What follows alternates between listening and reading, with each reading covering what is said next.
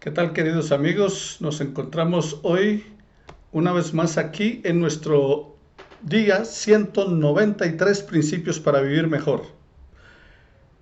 Entra a nuestro canal Centro para la Excelencia Familiar en las diferentes redes sociales. Dale like, me gusta, suscríbete.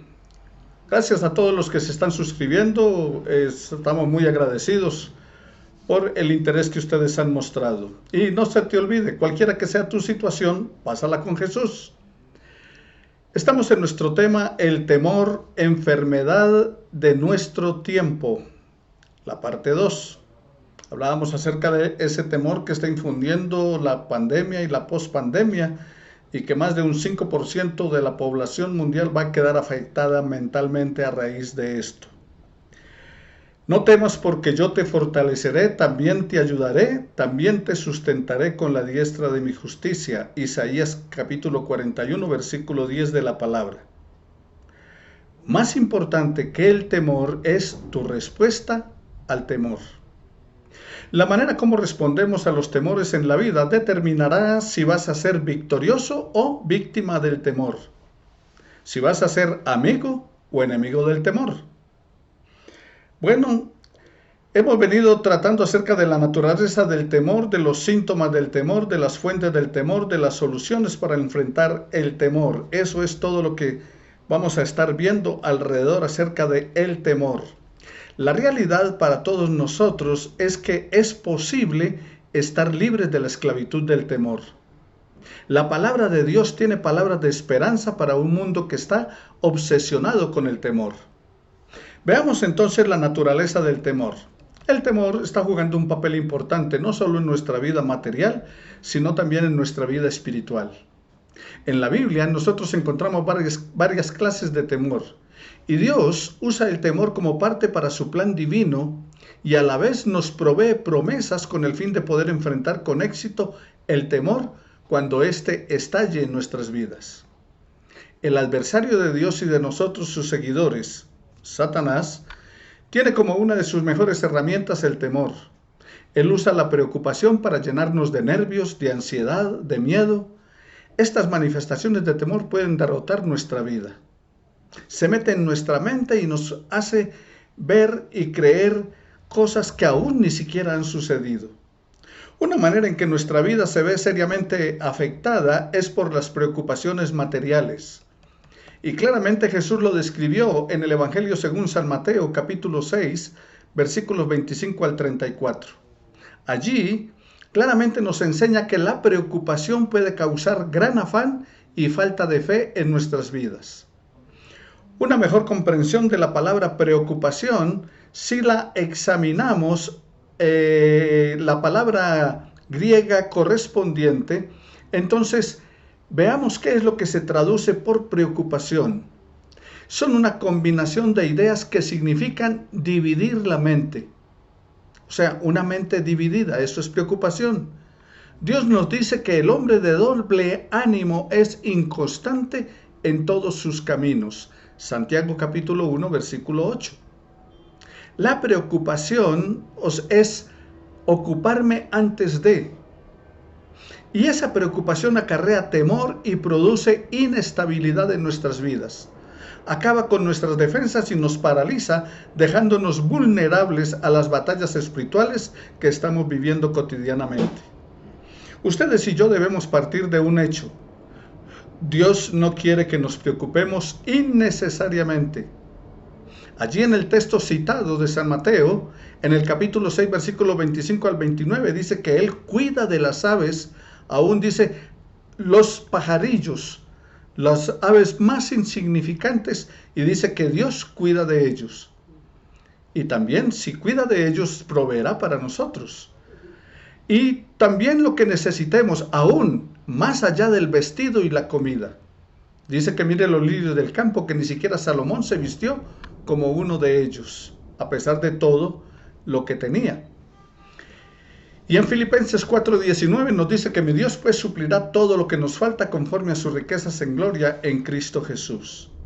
Entonces, a partir de allí es que usted y yo debemos entrar a confiar en las promesas del Señor. La Biblia tiene pasajes de mucha ayuda para enfrentar el temor, como el Salmo 46, versículos 1 al 3. Este salmo habla de calamidades que produce el temor. Si viéramos a una montaña caer al mar, o sintiéramos temblar la tierra, o la viéramos derrumbarse bajo nuestros pies, lo más seguro es que sentiríamos temor, ¿o no? Son eventos catastróficos que absorben nuestra atención. Aún en medio de desastres de esa naturaleza, es posible para usted y para mí ver las cosas de una manera diferente desde el punto de vista divino, con el cual podamos comprender y vencer el temor. Pero veamos entonces nuestra perspectiva en cuanto al temor. En segundo lugar, vimos la naturaleza, ahora nuestra perspectiva. La forma en que miramos el temor nos hará verlo como amigo u enemigo. Lo más importante será si logramos verlo desde el punto de vista de la palabra de Dios. Examinemos la primera referencia que hace la Biblia al temor. Está en Génesis capítulo 3 de los versículos 8 al 10. Adán y Eva han pecado, comieron del fruto que Dios les prohibió. Aparece Dios en escena y pregunta, ¿dónde estás tú?, llamando a Adán. Y Adán respondió, oí tu voz en el jardín y tuve miedo. Allí por primera vez aparece la palabra temor, el miedo. El temor se inició cuando el hombre cayó en pecado y rompió su comunión con Dios. El temor entonces fue consecuencia inmediata del primer pecado del hombre. Y hay dos aspectos del temor. Uno es el emocional y el otro, temor, siempre produce una reacción emocional, pero el otro es el temor teológico. El pecado produjo distancia entre la criatura y su creador. Desapareció ese compañerismo que había entre Dios y el hombre. Y cada vez que experimentamos temor es señal de que algo sucede también en nuestra vida espiritual.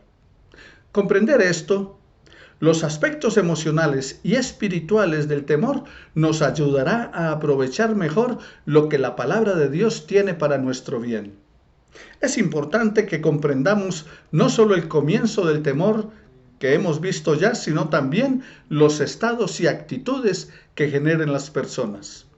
La primera actitud para considerar es la cobardía. El temor del cobarde va más allá de una simple emoción y pasa a ser incluso un estilo de vida personal.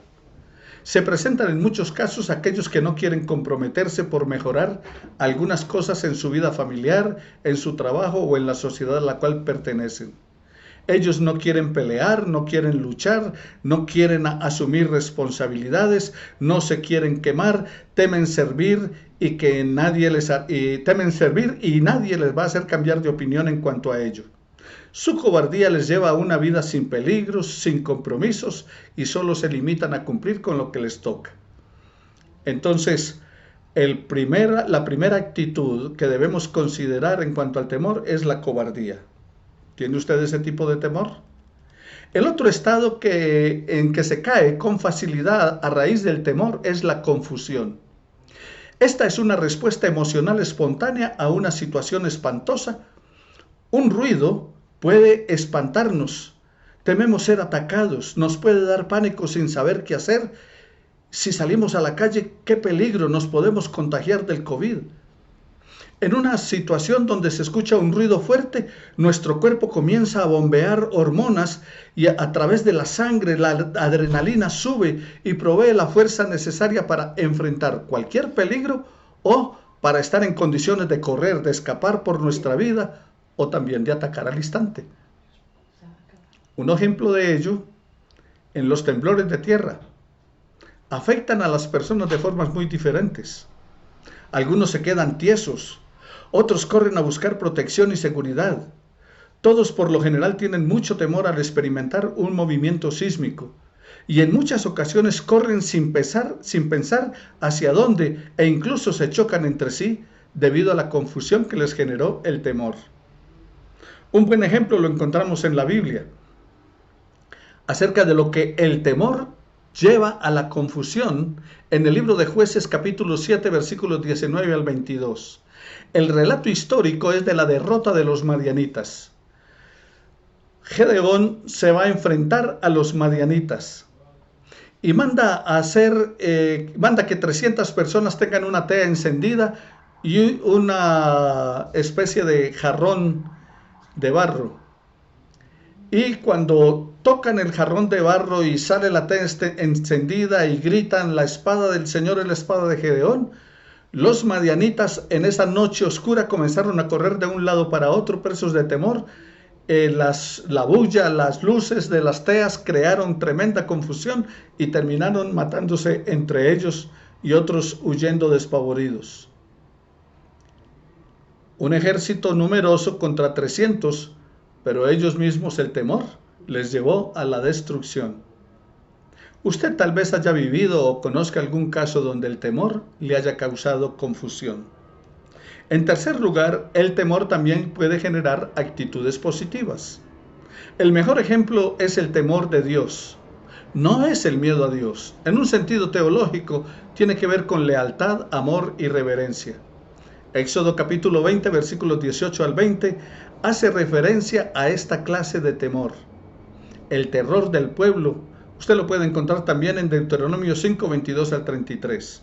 Dice la palabra del Señor en Éxodo 20, 18 al 20. Todo el pueblo observaba el estruendo y los relámpagos, el sonido de la bocina y el monte que humeaba. Y viéndolo el pueblo temblaron y se pusieron de lejos y le dijeron a Moisés: habla tú con nosotros y nosotros oiremos. Pero no hable Dios con nosotros para que no muramos. Y el versículo 20, que es la clave, dice: y Moisés respondió al pueblo: no temáis, porque para probaros vino Dios y para que su temor esté delante de vosotros, para que no pequéis. Aquí está el lado positivo del temor. Temor a Dios, ese temor reverente. ¿Para qué? Para que no pequemos. El temor de Dios es bueno. Un cristiano debe cultivarlo en la vida diaria porque le ayudará a mantener la pureza ante Dios para servirle sanamente. Y en cuarto lugar, el temor a la dependencia. Entonces recuerde, el primero es ¿qué? La cobardía, el segundo es la confusión, el tercero es la actitud positiva y el cuarto es el temor de la dependencia. Este genera un temor que encadena, manipula y esclaviza a la persona.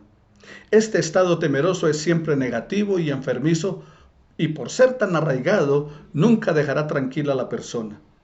La persona estará más preocupada por su temor que por Dios. En el libro de Romanos capítulo 8 versículo 15 nos dice la palabra: pues no habéis recibido el espíritu de esclavitud para estar otra vez en temor, sino que habéis recibido el espíritu de adopción por el cual clamamos: Abba, Padre. El espíritu mismo da testimonio a nuestro espíritu de que somos hijos de Dios. Y si hijos, también herederos. Y herederos de Dios y coherederos con Cristo, si es que padecemos juntamente con Él, para que juntamente con Él seamos glorificados. Entonces no olvides que lo mejor es el temor a Dios, porque el temor a Dios te va a ayudar a superar cualquier otro tipo de temor que en tu vida quiera florecer, arraigarse para hacer tu vida desgraciada. Recuerda que en Cristo somos libres. Bendito seas tú, oh Dios de la gloria, y te pido por todos nuestros oyentes, para que seas, oh Dios, dándonos libertad del temor y dándonos seguridad en nuestro caminar contigo diariamente. Ayúdanos a vivir en ti y para gloria de tu nombre. Te lo pedimos en el nombre de nuestra majestad Jesucristo el Señor. Amén y amén. Bendiciones para todos. Hasta la próxima oportunidad que el Señor nos dé.